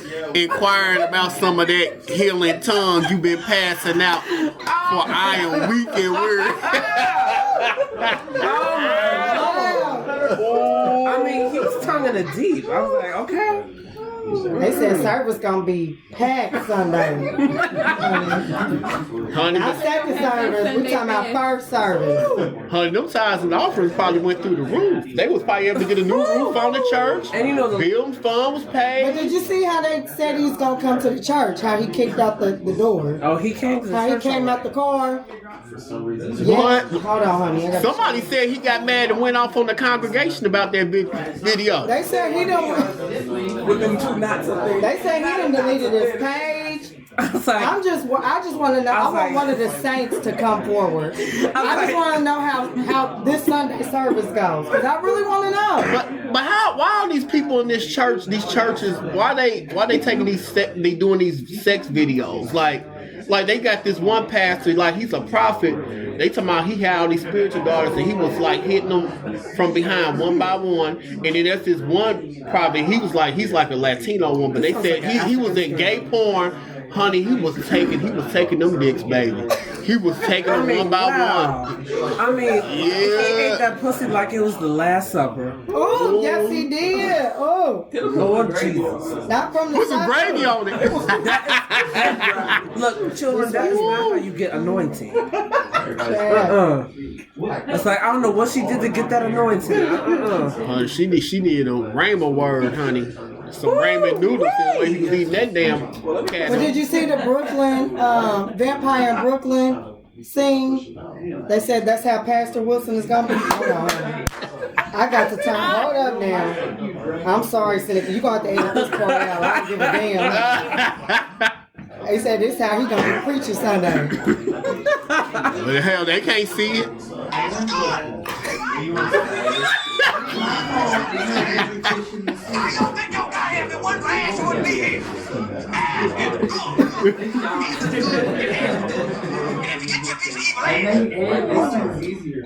They did not get to come No, they did. Vampire in Brooklyn. I mean, I don't think y'all got him in one glass would be Hey, I got wait. Look, when you be preaching the gospel, everyone's got needs too. I mean, shit. I mean, I understand you got needs, and people probably think you did a good job. But my thing is this: you're a man of God. You're supposed to be, promoting. But you married though. Monogamous. Oh, they don't care relationship. Why you out here eating pussy on camera? How did you even give her the opportunity to even record you? You see what I'm saying? Like, did you not know that this was gonna come back to bite you? That's what I'm saying. You gotta be smarter. Be smarter than the camera. You know what I mean? Did y'all hear what the Cussing Pastor said about it though? Oh Lord! Listen to this, y'all. Listen. Listen to this. That's all I'm gonna say is listen to David E. Wilson, who I guess he got shamed and took his Facebook page down. Because he's a married man and he's a preacher. Now, some of y'all got some husbands and some boyfriends that's eating somebody's coochie cat. Or come on in the house with me tonight. Some of y'all got some men that's eating up somebody's coochie cat inside you. And the majority of the people that have sent this information to me have been women. Coochie cat. Why are you as women concerned about some other woman getting her coochie cat ate? The only coochie cat that you all be concerned about being eaten is yours. We're worried about somebody eating somebody else's coochie cat. Or is it every time I say it, that he's a preacher and why don't you want to even say it like that? You don't need the extra word. We get what you're trying to say. Coochie cat. Pastor, your elder, your apostle. He sound like a pirate. He sound like he jealous. He wasn't there. They don't need Shoot, I better be careful. Next time I send to the church.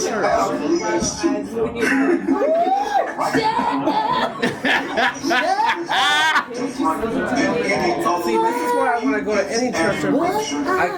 Once the benediction happens, I'm out. Yeah. I'm not here to go see the dick in the benediction. The devil is a lie. What in the world? It's like, don't be staying too long at a church service. I don't care if it's I don't care if it's now hold up, Matt. Do you think Thaddeus Matthews got any room talking about somebody eating? No, he don't. I was a stupid. That's the popcorn the kettle black. Well, they say he got cussed out on his show recently. I mean, bad too. Yeah, I ain't gonna play that clip because that's embarrassing. Child, I say play it. He trying to embarrass everybody else. Yeah, well, let me go ahead and play it then. Like, that's not very passive. Like, if all you do is just trying to throw someone else. He needed it. Okay. You know what? I always said he was gonna meet this match. He needed this. He said, "Sit your ass down." Oh wait, that's the. Oh God, I remember this. You showed me this.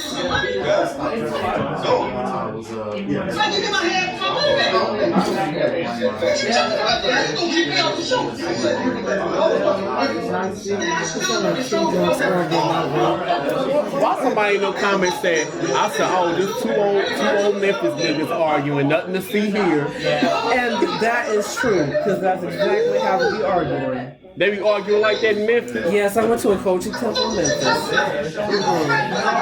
Like, I stayed after church, and that's the kind of shit that goes down. Wait a minute, did y'all remember? Let me tell you about the Cussing Pastor. You gotta respect him being real and upfront with these people.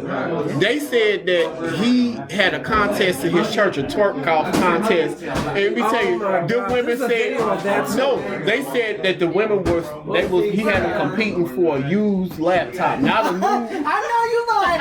I'm about to walk up out this bitch. You did not just say a used goddamn laptop from Easy Bum. I know you. I know you ain't just saying a used laptop from Easy Bum. Child. Yes, they said that they had the women in that church twerking off because over a used laptop. Yeah, it is. I saw that video. He just has to be careful of that. That was not no praise dancers. Yeah, you know. Child, I don't take him seriously. No way. Anybody that takes that man seriously, I mean, But the fact that he had followers like that, that's you know what I'm saying? But you know what? He also has a lot of protesters outside of his church. You gotta keep that in mind too. People don't want him in their community doing that, and that type of church or whatever. You're supposed to be changing it. You're supposed to be. It's called. What is this church called? The Naked Truth. Okay, maybe I make them up. No, that's the name. It's called the Naked Truth. Yes. Child, he ain't thinking otherwise with the Naked Truth. He ain't speaking biblically. Well, we living in those times right now. False prophet. Anyone can call himself. He's definitely a false prophet. I'm gonna get to this last story because we gonna end the show because honey, everybody. It's okay. Yeah. Did y'all hear about Markeith Rivers, like the DL detective? Honey. He's the one that was exposing the guys that was on the download that's married and all this other stuff. But the only way you could view his videos is through his YouTube. Yeah, you had to pay a paid membership. You had to pay like a membership. But he was exposing. I think he got on the he came big on social media when he exposed the pastor. He pretty much blackmailed this pastor. The pastor was giving him money. That's what you didn't know. He was giving him money, giving him money until basically this man couldn't give him no more, and then he finally exposed him. Thank you. So, yeah. Yeah. Well, now they said that because I wonder what happened to him. I ain't heard from him. They said now he done transitioned, and they said he was using that money from them memberships to get his sex changed. He sure did. He got them teeth fixed. What is he don't look nothing like he used to. He got them titties lifted up. So with him going out the radar and coming back, you would never even know it was him. It looks so different. Wait, you know what I mean? who got the sex change? The detective or the preacher he blackmailed? Not the preacher. No, who? The one that was exposing. Why would he want to do that? He needed some expense. Well, probably because he got shot 6 times and almost died. Yeah, they said that guy. Yeah, they said one of the guys. Yeah. Let's see. So was he in a coma or something like that? He was in a coma. He was in a coma for a long time, and that's when we didn't see him no more. He exposed this. He was trying to expose this guy. He was gonna subscribe him to his channel. I mean, put him on the channel so people could see him. But the guy lured him and set him up, shot him 6 times. Yeah. So because he didn't want nothing to leak, but it still ended up getting leaked anyway. He still ended up getting caught. You see how them men be begging on there, but he had a guy on there. He was like, get on your knees and beg for it, beg for my forgiveness, and I won't expose you. And the guy's on there like in a dirty, muddy puddle of water. YouTube it. Look at that. He's in a muddy puddle of water, like, please, I'm sorry. You know what I mean? Just don't expose me. I have a wife. I have kids. Blah blah blah. Dude gets up and he still exposes him. Still exposes him. So let me ask you this: do you appreciate what he's doing as a woman? Like, do you think that that's right what he's doing? Because I know y'all would want to know. He's going about the wrong way. Yeah. Taking it to social media. If you're really trying to save these families, I say go to the woman privately. Yeah. Don't bring it to the media because you're embarrassing her. You know what I mean? If you like, because I don't know, remember when I sent you that little link or whatever, he wrote this extremely long post, and he was telling how, the reason why he's doing it and to save these families, and he don't care what people think, blah, blah, blah. But my thing is okay, we understand if you don't care what people think, but do it in private because I understand you're trying to publicly humiliate this man, but you're humiliating the woman. And because people don't realize, too, that social media is forever. And these kids are so much more sensitive now, so bullying is a lot more effective. That's going to do. Because they're going to focus on her than they are on the thing. I mean, but here's my thing: if you was really trying to help the people out, why are you trying to make it a private membership? That's true. I would have been sending You are like a private capitalizing message on type thing. I would have been anonymous, made a fake profile like people do. You know what I'm saying? I'm about to get me a drink. Oh yeah. I don't know if y'all heard, but you heard about the guy that used to work at the Wendy's right here on Meridian Street. He got exposed. What? Somebody exposed him here. I have not seen that man since then.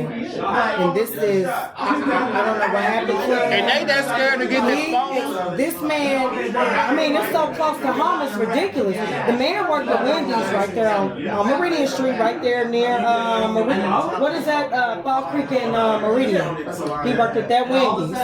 He was so humiliated. Not only did he deactivate his page, but he quit his job and like he's nowhere to be found. Wow. To this day, nobody knows where he is. I don't know if he's in town or what. But this man went live because what had happened was the guy, I guess he borrowed his car or whatever. The guy he was sitting in the car and he borrowed some money from him. So he brought up the messages and he's like, hey, I just want my money back. Bring me my money in my car and you know what I mean? I leave you alone or whatever. You know, the guy didn't bring back. He was like, you know, just gave him like 2 or 3 chances to bring the stuff back and he did it. So he just exposed him to social media. Was that the one that was beating that guy up on that no, that was a different video. Remember this guy, he was handsome. He was very handsome, light skinned, he had dreads. Oh wow. I mean, dude got into details. He showed the video, I mean, him fucking with ass.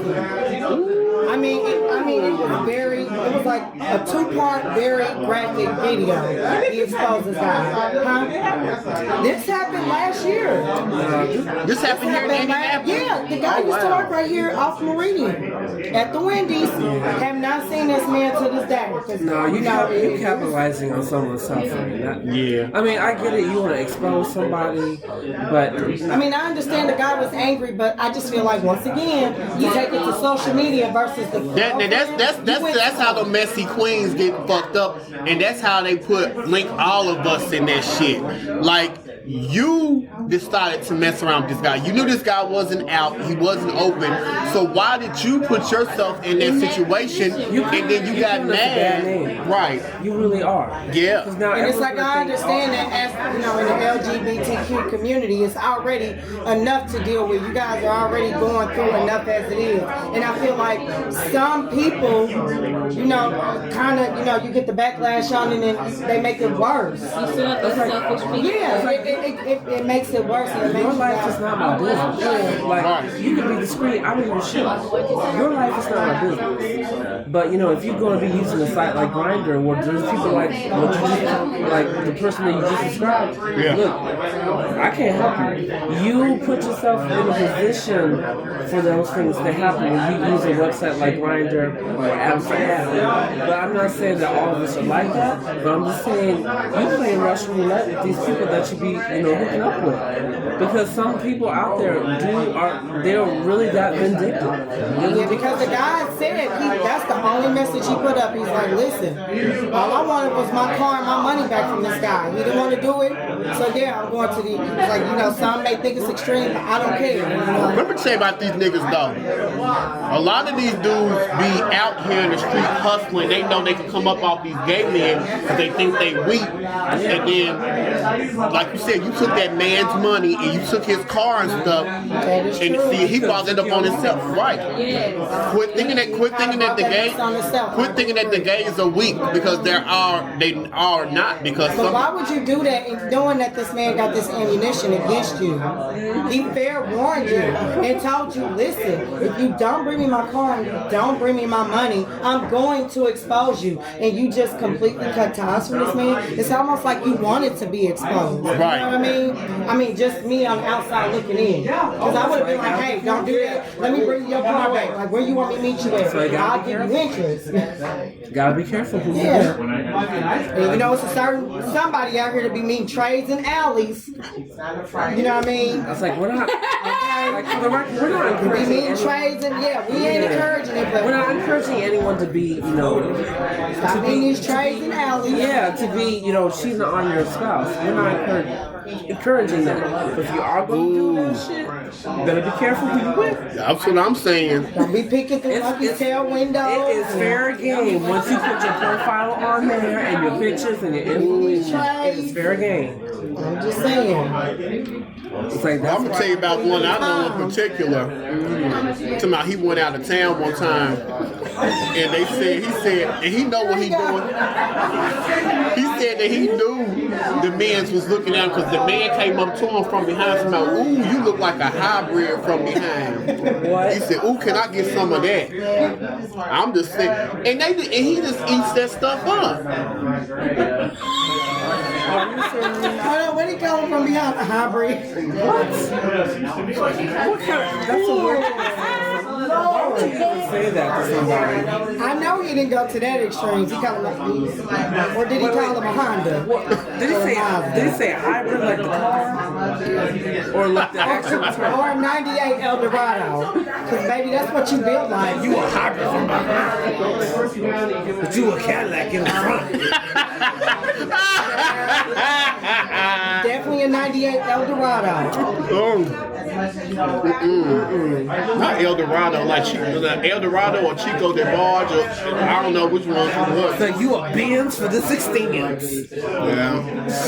Child, you built like an 88 Delta. I just don't like how some gay people be putting their stuff out there like that. Like, and then you get mad when people don't treat you, you know what I'm saying? Gotta act like a man. Let me say this on camera. Just because you named a Lexus, baby, you can be an Eldorado too. I think that's a good place to end. Now don't edit that out either. Well, honey, I think that's a good place to end the show because I gotta go get me another damn drink. I gotta get one of these damn cupcakes. Once again, y'all, Phillip Johnson made these cupcakes, and these cupcakes will give you life everlasting. I humbly appreciate you guys supporting me. All right, anybody got anything else to say before we get off here? Because we about to party, child. I'm about to turn this music on. We about to go in. Honey. Shout out to my friend making that Popeye song. Popeyes? Yes, baby. She said Popeye's chicken is the best chicken. Popeye. Wait a minute. Oh, God. I know. Popeye's chicken is the best chicken. We out. I know about that song, too. We out, y'all. Oh, my God. You talking? Oh, my God. I saw that video, too. The Popeye's chicken.